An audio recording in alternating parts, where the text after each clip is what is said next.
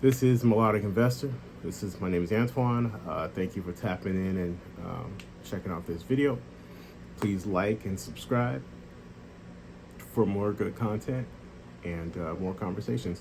Hopefully everyone is having a good Memorial Day weekend and enjoying your time off. Still wanted to come and give you guys a quick thought. Um, you know, this isn't necessarily a political channel. However, I am very interested in politics. Um, and as it relates to investing, I think that you have to be very in tune to politics, especially on the local level. So, when I talk to a lot of different people, and I'm talking particularly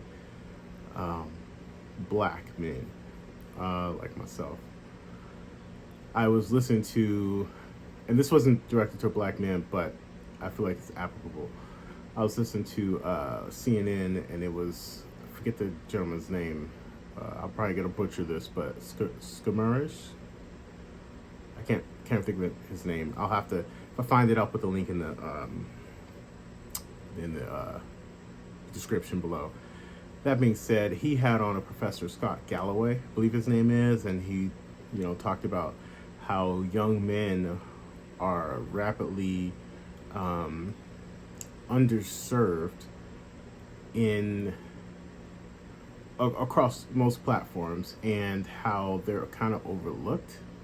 And it's not to say like, they didn't want women to get looked at and get their due and all that stuff, because obviously no reasonable person wants that.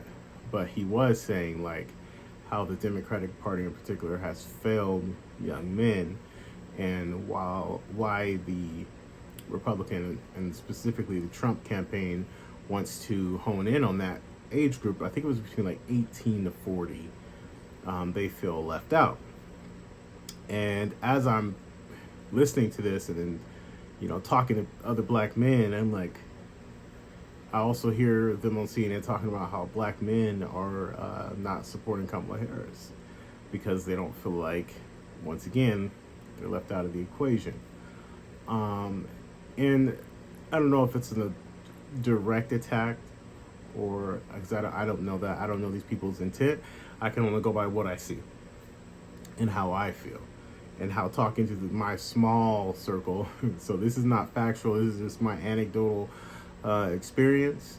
And I would have to agree. And this video is in particular for men. Doesn't mean like women can't watch it or you can't glean from it and grab something from it. Maybe if you're a single mother or whatever, maybe you can get stuff from this as well to apply to your young men. Or just at least get you thinking about it.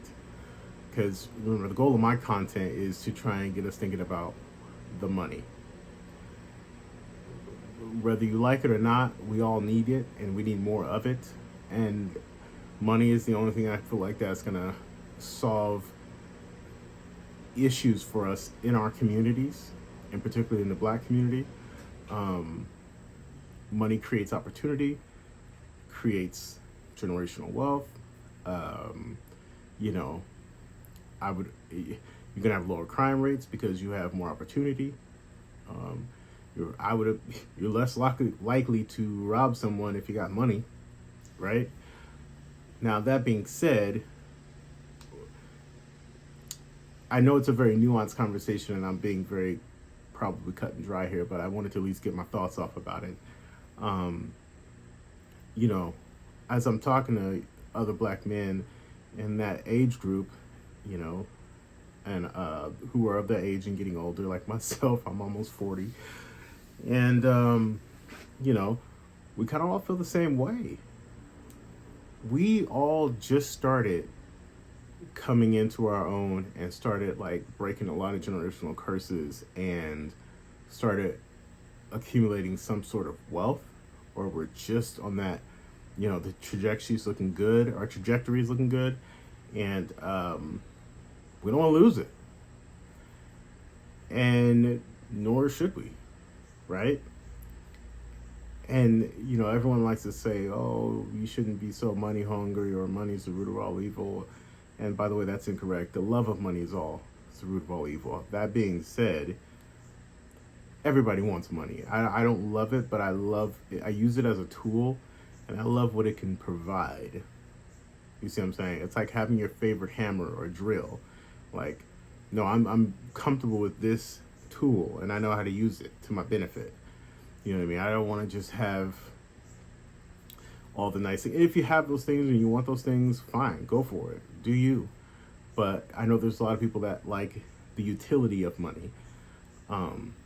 So I wanted to come in and just talk about that aspect and how we're just getting it and how some of the policies don't necessarily reflect or benefit black men. More in particular to investing, and one in particular that stood out to me was the potential or even talk of the capital gains hit. If you own real estate and you hold it for a long enough time and you hope to one day maybe sell it and roll that equity into something else, well, we're talking that would be a significant haircut. If you've held it, you pay. Well, I think they said they were talking about raising, and I could be wrong about this. I don't have this information. I'm just kind of going off the top of my head here. Maybe I should be more prepared, but I just wanted to get this off. Writing cutting 40% off that just to go to taxes is crazy. Especially when especially when you realize how hard it is to actually build something. And once you get proof of concept, it definitely gets easier. But going through those growing pains is not fun. So the idea of handing over that much money to the government is crazy. I'm all for, we'll pay our fair share, but we just figured the game out. Give us time to accumulate so that it's not such a blow to us just starting out. And I think that's the rub for the Democrat Party. In my opinion, it's like, yeah, we want everyone to win. We want the big tent and all that stuff, but at the same time, we want to be rewarded for our efforts and not be penalized for our efforts. Especially after we just did what everybody else has been doing for all these numbers of years. And now when we get to the point where we're going to do it, we get hammered. And, why I say this is important to men, well, especially from a traditional standpoint, and I'm not telling anyone how to live. You live how you want to live. Just telling you how I want to live and how I live. When the money's not coming in, everyone's looking at dad, right? Like, hey, what's up? What's going on? Lights on? What's going on? You need food? They're looking at dad. That pressure, the financial pressure is on men. And to the young men out there, I would say focus on making money. Make it legal. You should be working, keeping your head down. Work your 2 jobs if you need to. Focus on money and investing. Once you get money, to figure out how to deploy it, right? The easiest barrier to entry is probably going to be the stock market. The next level I would go to, if you don't have that really good business idea or a business plan even, spend time working on a business plan, because there's still a lot of money out in the system, but there ain't a lot of good business plans out in the system. So if you figured out a good business plan and you knew some people who had access to capital and you proved over time you were trustworthy, you made good decisions, people are more likely to give you the money with the idea of, hey, I need a return, and you making good on that return, be ethical.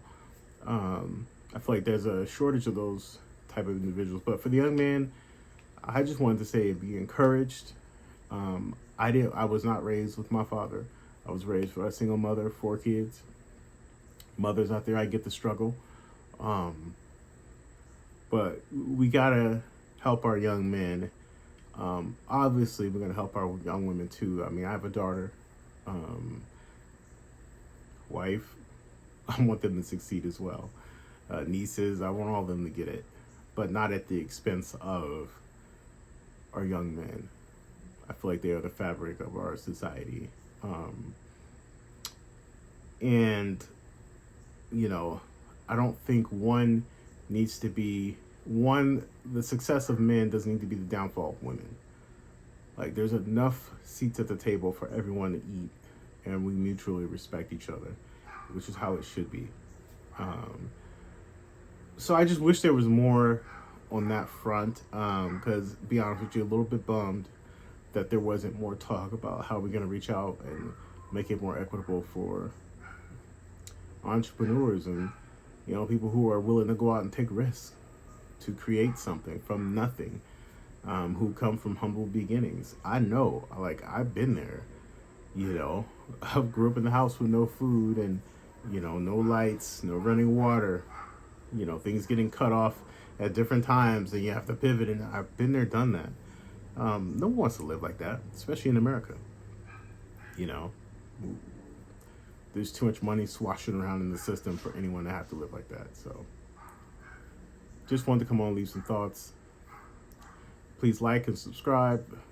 I'll follow up, and I would love to do like a reaction video to this segment because I thought it was really good and a lot of information in there, and maybe someday I will when I get all that fancy equipment. But please like and subscribe, and just again wanted to encourage you out there who are raising a man, and maybe you are a young person yourself. Just work, invest. There's lots of great content on YouTube to help you do that, and get plugged into your community and find ways to start that business, do whatever.